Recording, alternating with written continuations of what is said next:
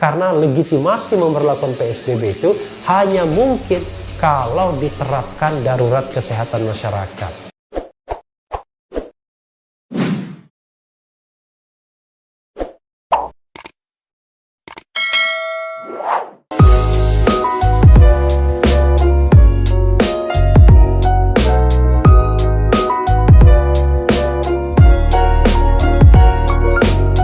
Assalamualaikum warahmatullahi wabarakatuh, Sobat RH sekalian.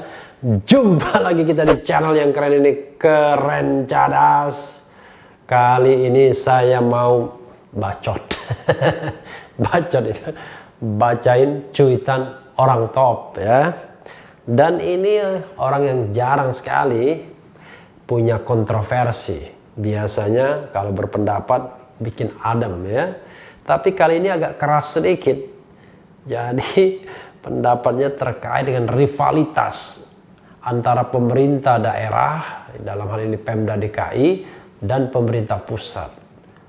Sangat menohok salah satu bagian statement dari beliau, yaitu Profesor Jimli Asyidiki, yang sekarang menjadi anggota DPD dari Provinsi DKI, adalah pemerintah pusat kok beroposisi dengan pemerintah daerah. Ini fenomena yang aneh ya. Ini ada pernyataan dari Prof. Jimli yang menanggapi pernyataan dari Menko Perekonomian Airlangga Hartarto yang mengatakan bantah Anies, Menko Airlangga tidak ada kapasitas rumah sakit yang terbatas. Jadi Menko Perekonomian ini adalah ketua komite penanganan COVID-19 dan pemulihan ekonomi.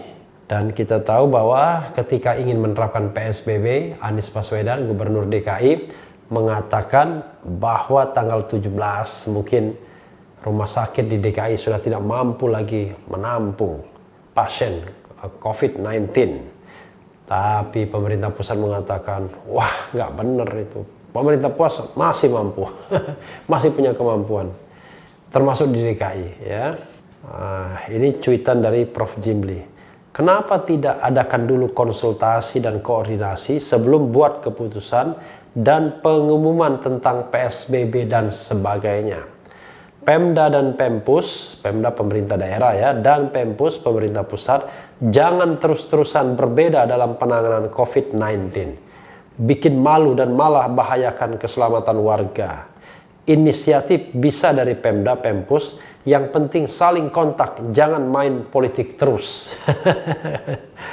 Kemudian dia bikin lagi tweet berikutnya adalah, untuk pelajaran ke depan, baiknya menteri-menteri dan pejabat pusat jangan lagi buat statement asal beda dengan gubernur. Terutama DKI seolah benarkan persepsi terjadinya jegal-jegalan untuk Pilpres 2024 ya. Pempus kok beroposisi ke Pemda, aneh, lucu dan bahaya. Baiknya Presiden luruskan dan Pemda juga tahu posisi sebagai subsistem. Wah, luar biasa ya. Jadi tumben-tumbennya Prof. Jimli ya membuat tweet seperti itu. Tapi Sobat Era sekalian, memang rivalitas antara DKI dan pusat ini terlihat. Termasuk juga pengamatnya. Pengamatnya, followernya terbelah ya. Kenapa begitu? Menurut saya aneh ya. Ketika kemudian kita mempertentangkan antara pemerintah pusat, istana, dan kemudian gubernur DKI. Kenapa? Ya saya katakan tidak seimbang. Karena pemerintah pusat itu adalah pemerintah nasional, sementara DKI hanya subsistem nasional. Jadi nggak bisa kemudian kita mempersamakan seolah-olah ini satu level yang saling berhadapan. Tidak. Dia sifatnya vertikal, bukan horizontal. Nah, inilah yang menurut saya agak aneh kadang-kadang ya. Jadi sentimen Anies atau yang pro Anies menurut saya sudah tidak proporsional lagi. Sama seperti sentimen Jokowi dan pro Jokowi tidak proporsional lagi. Tapi saya ingin membedakan jabatannya, Sobat Era sekalian. Ini presiden, ini gubernur. Karena itu level kritiknya pasti harus berbeda juga. Jadi kalau saya misalnya mengambil sikap sering mengkritik Presiden Republik Indonesia. Ya saya dengan santai mengatakan saya ini pengamat atau ahli hukum tata negara, bukan ahli hukum tata kota. Karena itu yang ingin saya katakan adalah konsentrasi daya kritisisme saya adalah ke istana, kepada pembuat keputusan negeri ini, bukan pada pembuat keputusan di level kabupaten kota atau sekedar level gubernur atau Jakarta misalnya ya. Hanya saja karena ini adalah Jakarta, barometer nasional, dan kebetulan juga ada luka dalam pilkada DKI ya, yang tidak pernah sembuh-sembuh ya. Sama saja pendukung Anies mengatakan pendukung Ahok tidak bisa move on, sama seperti sekarang pendukung Jokowi mengatakan pendukung Prabowo yang nggak bisa move on. Jadi sebenarnya aneh ya. Dan ketika Prabowo masuk dalam istana, orang mengatakan masuk cebong juga lah. Yang dicari seolah-olah pemimpin apa ya? Ini mohon maaf ya, pemimpin kaum kampret ini kok Anies Baswedan terkesannya ya. Padahal dia nothing to do dengan kontestasi di Pilpres 2019. Kalau Pilkada 2017 sudah selesai lama, ini sudah 3 tahun selesainya. Harusnya kita bisa move on dan melihat hal ini secara objektif. Jadi memang aneh ketika Anies Baswedan mengatakan PSBB, ya terjadi pro dan kontra. It's okay, tapi sekali lagi sesungguhnya kalau kita kaitkan governance mengenai penanganan COVID-19 ini, itu adalah kewenangannya ada di pemerintah pusat. Nah, cuma masalahnya kritik saya terbesar adalah pemerintah pusat sendiri nggak jelas. Kenapa? Ada 2 statement seperti yang saya sampaikan, yaitu statement tentang darurat kesehatan masyarakat dan statement tentang darurat bencana nasional. Ketika statement darurat kesehatan masyarakat, leading sektornya harusnya Menteri Kesehatan. Ketika darurat bencana nasional, leading sektornya adalah Kepala BNPB, Badan Nasional Penanggulangan Bencana.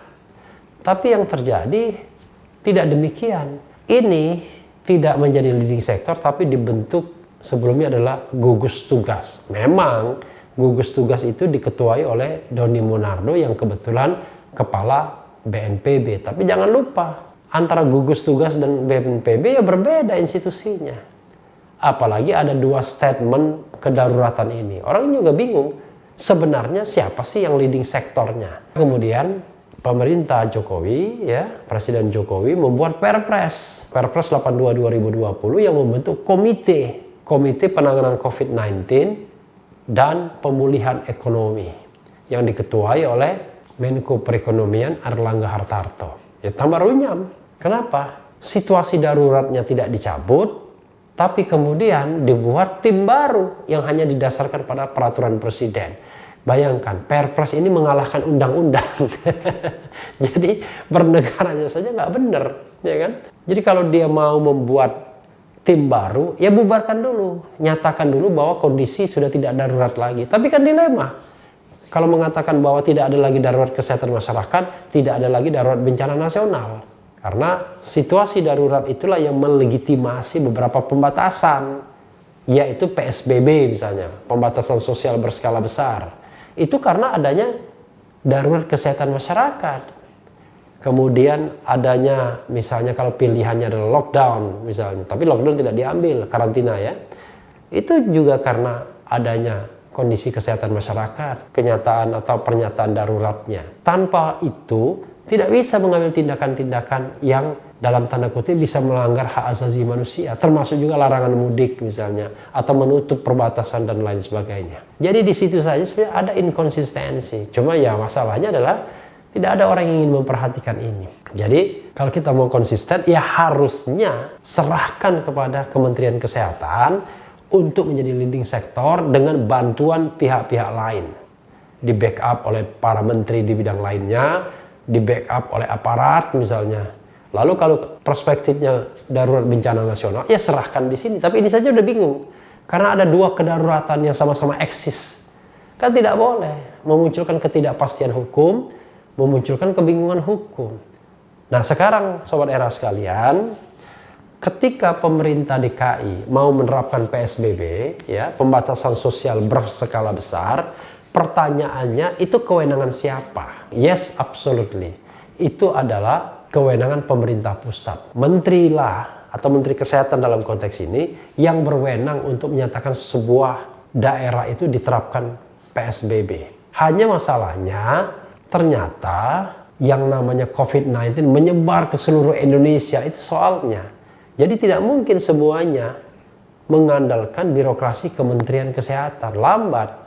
Maka kemudian peraturan yang ada, peraturan menteri, pertama PP dulu dibuat, peraturan menteri mengatakan bahwa PSBB itu diusulkan oleh pemerintah pusat.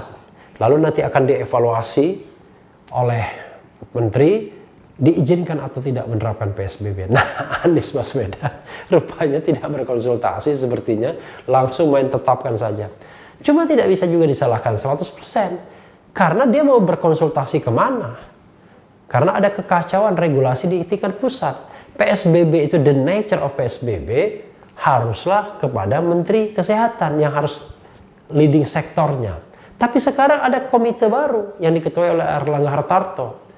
Kalau by law berdasarkan undang-undang, maka izinnya harus ke Menteri Kesehatan. PSBB itu karena legitimasinya adalah di undang-undang tentang karantina kesehatan, kekarantinaan kesehatan. Kalau dia izinnya kepada Ketua Komite Penanganan COVID-19, tidak tepat. Justru tidak sesuai dengan hukum. Tapi masalahnya adalah Ketua Penanganan sekarang adalah Erlangga Hartarto, dengan pelaksana hariannya adalah Erick Thohir. Jadi sobat daerah sekalian, dari sini saja ada kekacauan. Harusnya Presiden keluarkan Perpu Corona itu. Kalau keluarkan Perpu Corona, Perpu COVID-19 yang betul-betul untuk menangani COVID-19 agar tidak terjadi kekacauan manajemen hukum, ya, maka barangkali masalahnya sedikit selesai di tingkat regulasi dan kepastian hukum.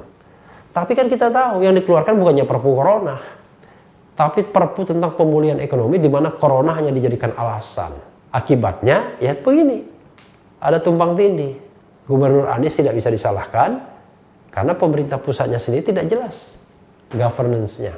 Sekarang coba kalau saya tanya misalnya, sobat daerah sekalian, siapa yang paling berkuasa di luar Jokowi dalam hal penanganan COVID-19 saat ini? Apakah Erlangga Hartarto sebagai Ketua Komite Penanganan COVID-19, ataukah Menteri Kesehatan yang memiliki legitimasi karena sekarang adalah kondisi darurat kesehatan masyarakat, ataukah Kepala BNPB yang memiliki legitimasi karena sekarang adalah darurat bencana nasional? Gak jelas kan?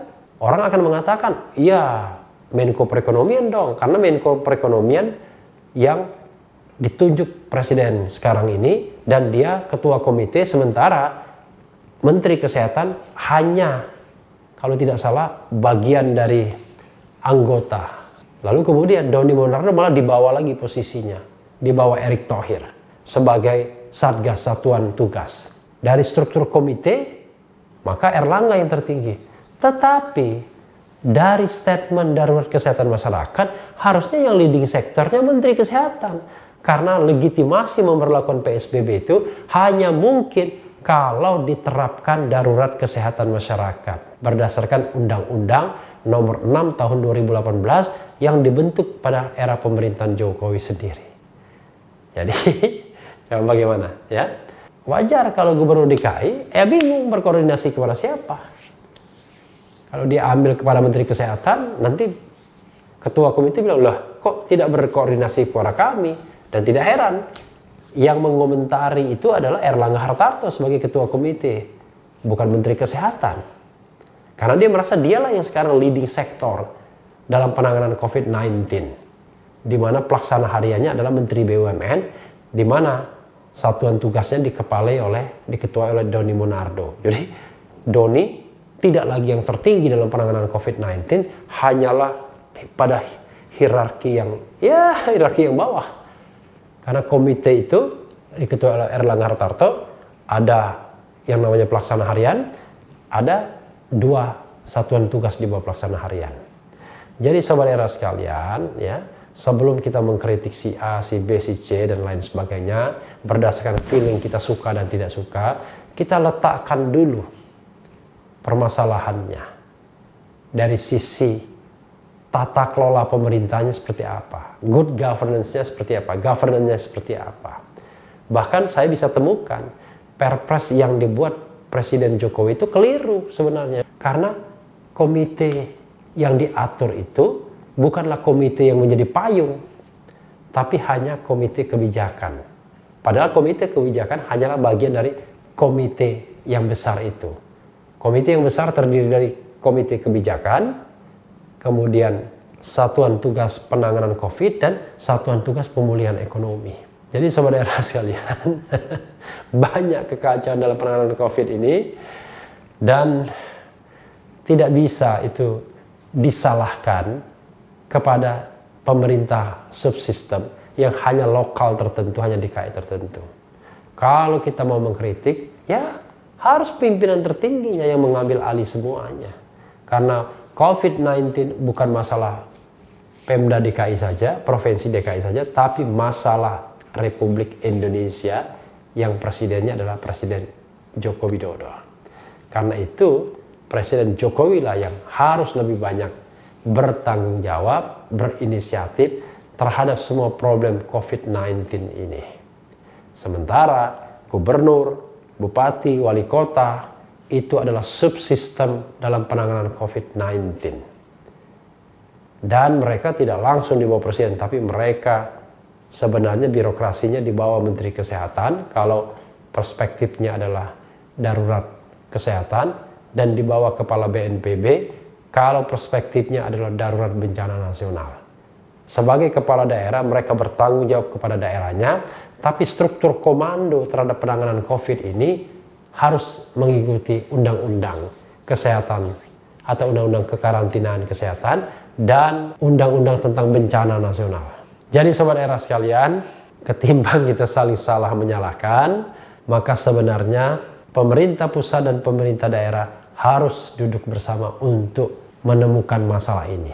Jangan kemudian setiap statement gubernur DKI, langkah kebijakannya malah dibantah oleh pemerintah pusat yang mengesankan pendapat Prof. Jimli benar bahwa pemerintah pusat sedang beroposisi kepada Pemda DKI. Dan untuk 2024, karena kita tahu aktor-aktor 2024 itu mulai terlihat sekarang.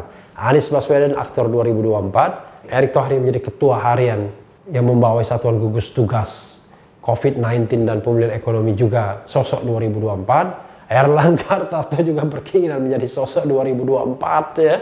Jadi sobat era sekalian, aduh, negara kita akan rusak dan makin membahayakan masyarakat kalau pemimpin-pemimpinnya hanya sibuk berdebat ya, membuat pencitraan dan berpikir untuk kepemimpinan ke depan, bukan kepemimpinan hari ini yang harus melindungi rakyat, menyelamatkan rakyat, mencerdaskan rakyat kalau mungkin dalam masa COVID-19 ini, dan juga mensejahterakan rakyat kalau mungkin dalam COVID-19 ini.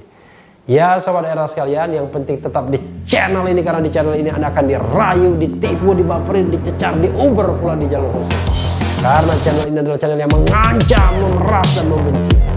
Jangan lupa subscribe, like, comment, and share. Ciao.